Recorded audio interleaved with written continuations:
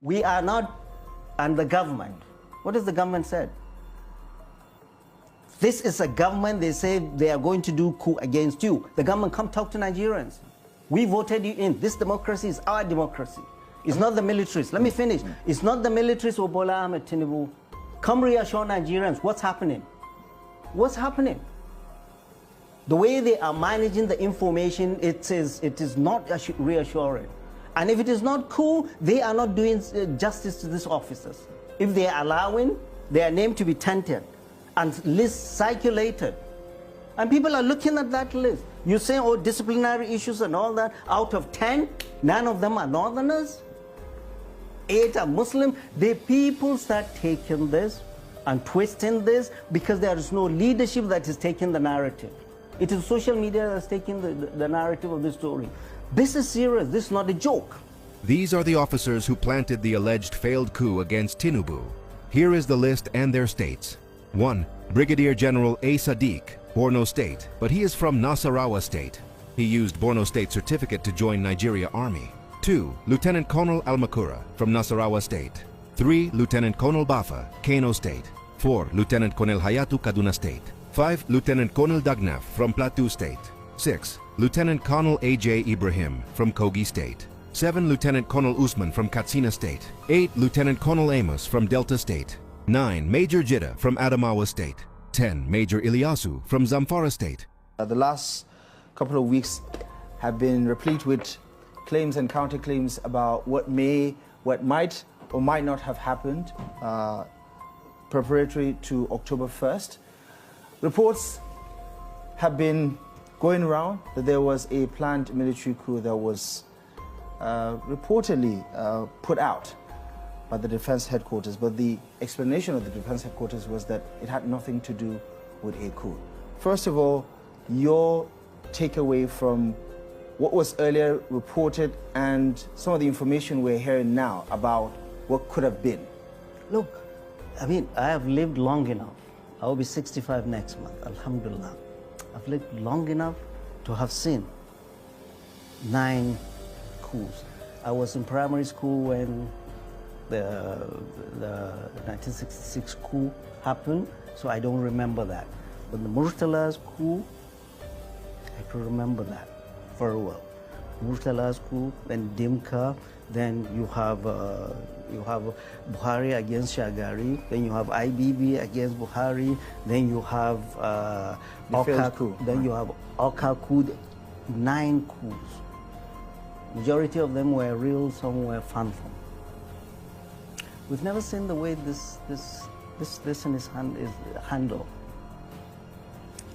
Social media has taken over the narrative from the army. It is social media that is telling people, oh, the army is the headquarters said, oh, it's no coup. The social media is saying coup. Guess who Nigerians are believing and trusting? Coup is not a joke. But the way the defense headquarters is managing this is incompetent and is not reassuring to people. You don't think the explanation makes sense? Okay, you tell me, what did they say? Disciplinary and stagnation of rank? Right. Come on, my friend. I had friends who are major generals that are retired. Disciplinary issues are taken care of the unit level. You have Defense Intelligence Agency taking care of disciplinary issues. You think something is amiss? Look, what I'm saying is that what they have done is raise more questions than answers. What they told us is not adding up. They are telling us disciplinary issues. Well, does the DIA take care of disciplinary issues, for goodness sake? Stagnation of promotion. Does the DIA take care of stagnation of rank? And they are telling us, is this mischief or what? And this is, the military is not talking. And we're hearing this all from social media, which is an indictment on the military. Social media is telling us that the social media is telling us with the picture of the National Security Advisor that most of these arrested officers were from his office. Come on, man. what operational command and capacity do troops or soldiers in the Office of the National Security have? Do they even have guns there? But isn't there a high probability, Prof, let me finish. that people could be commenting on something they have very little information about? Then, look, during the military, you continue to say this nonsense, knowing the importance of this, they will get you to come and tell the truth. You don't keep telling about this nonsense when this is a serious issue. Officers have been arrested. They have families. The country is on tenterhook. There's going to be a coup. That's what they are saying. The military is saying discipline, or is saying this, and then they are putting the picture of the National Security Advisor. National Security Advisor, how many soldiers do they have? And what are they going to do? What capacities do they have? Is somebody just playing mischief with the National Security Advisor, power play, and saying it's from your office this happened? Come on, this is not a joke. The military is not handling this properly, and we are seeing lists. I don't know if you saw it on social media.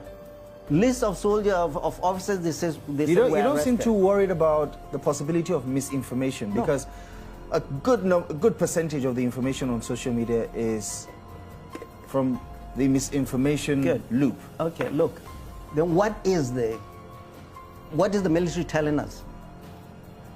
What is the military telling us? Oh, they said, oh, it is disciplinary issue. Oh, it is this. Oh, it is this. Oh, and then they keep quiet. We've seen how coups were managed.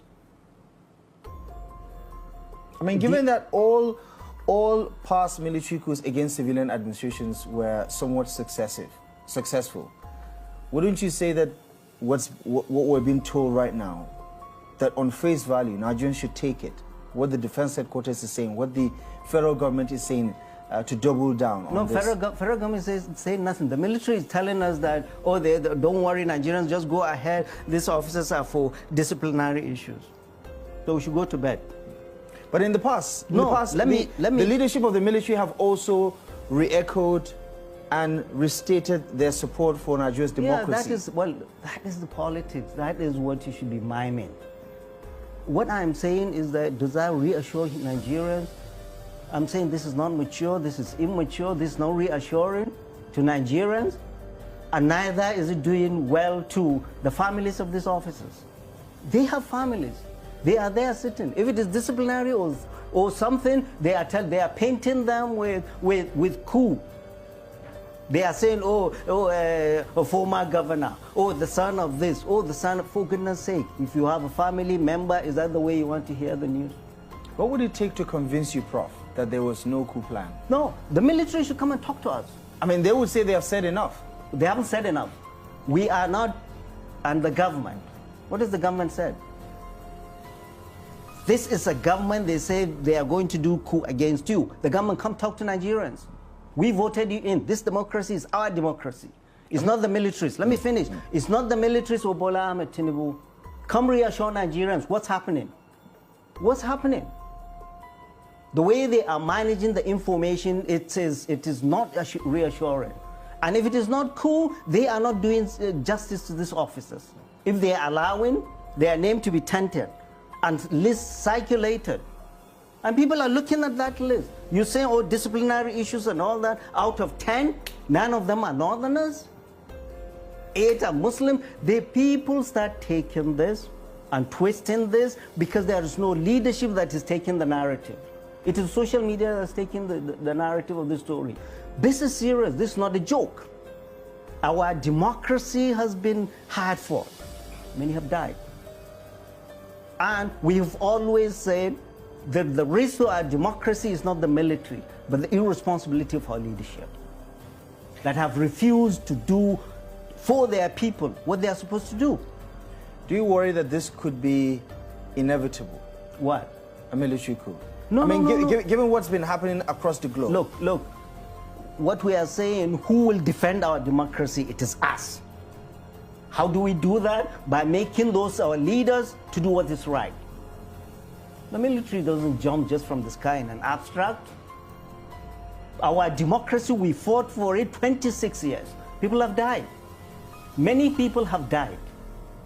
So if anybody thinks he can come and do this, or the military is being blasé about this, the military, you need to come and reassure the nation what is happening. What is happening? The government, on whose behalf the military is doing all of this, should come and Mr. President, come and talk to us. So it's not enough. It's not enough that the Minister of Information has over and over again. No, it's not enough. He doesn't know anything. He probably reads from social media. This is not a joke. You don't value anything that comes from the government. No. Look, there is no trust. Go to the market. I don't know if you go to the market or you send your driver a big man. Go to the market and see. About the only institution people have trust in is the military. They don't have trust in these politicians or anybody else because they have seen what these politicians have taken them to. The military, they've put their lives for us to sit down and talk and even criticize them. Will this happen in the military? Come and talk to Nigerians and make your politicians to address the nation. You are not doing well in that, and the government cannot go and hide and be quiet. We need to see a responsible leadership. We need to see the president reassuring the nation what's happening. What's happening? And it's not for you and I to say it's inevitable. All we are saying is that the best government in this world is democracy. And that's what people voted for the last 26 years. And we will defend that. Isn't this one of those cases where it's better to let sleeping dogs lie? That the less maybe Nigerians know about what may or may not be the truth behind some of these speculations, the better. No, what do you mean? What do you mean? You don't need to heighten the tension of no. The country. Is this the first time we've had coups? It's not the first time. Come and talk to us what is happening. This is our country. These officers are our soldiers, including the CDS. They are ours. These officers that are arrested have children, have wives, have fathers, have mothers. This is our country, this is not a foreign country. The leadership of this country needs to address this nation and reassure us what's happening. What's happening? And this should be a wake-up call, whether this is real or phantom, for our leaders to do the right thing. For our leaders to do the right thing. We've just been showing this. Hunger in a land of plenty. Children are not going to school. Insecurity all over the place. The pulse of the nation is foul. Go to the streets and find out. The leadership of this country needs to do better, and the president needs to come and address the nation and reassure us. And the military needs to do better at handling this. Right. We don't want to hear this from social media. Right. The military says there's going to be, it has its own internal processes of dealing with these issues. There will be a court-martial, and of course, they would handle it the only way they know how. Do you consider those explanations? Clearly you think they should be saying more. But in terms of what you want to hear that may or may not reassure people that share your concern or frustration, what do you think the government, the president today, if you're calling for him to do a State of the Nation address, what do you expect to hear from the president? Right, the president addressed us on what's the emergency rule in Rivers. It's more important, Mr. President. This is more important, Mr. President. They said they were going to kill you and whoever the national on October 1st. That is what we heard from social media. And that's what people hear. Not the military. The military is countering nothing. Like the military is allowing this flame to go. Oh, we've said it is disciplinary. We didn't say it's coup. The military never mentioned the word coup. All this is trickling from social media. Don't we have political leaders? The military are not our leaders. We didn't vote for any general. We voted for our political leaders. Where are they? Where are they hiding? Where are the ministers?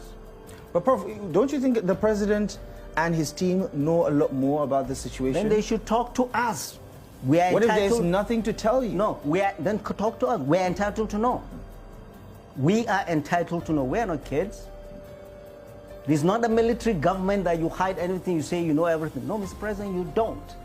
You have a constituency, Nigerians are your constituency. They voted you in. We didn't vote for any soldier. We voted you in. And we're saying you should address the nation and you should ask the military to handle this better and reassure this nation. And here you are. We are talking all of this, Abdullahi, in the background of a toxic religious falsehood in this country. And then you're throwing this in. And then you bring in the list of all Muslims. I went to Kano. The youth are telling me, what are we doing? What are we doing? I was asking, an obedient was asking me, oh, that former governor, I'm sure is Peter Obi. They don't want him on. These speculations continue if we don't have leadership to come and talk to Nigerians. And they will continue. It's very, very important. Don't think you know better than us. You don't. Okay. As you did say, it begs for a lot of answers, but the more you talk about situations like this, you feel there are so many unanswered questions. For want of time, Prof, we're going to have to end the conversation here. Thank you so much for joining us on Daily Politics. I appreciate you for stopping by as always.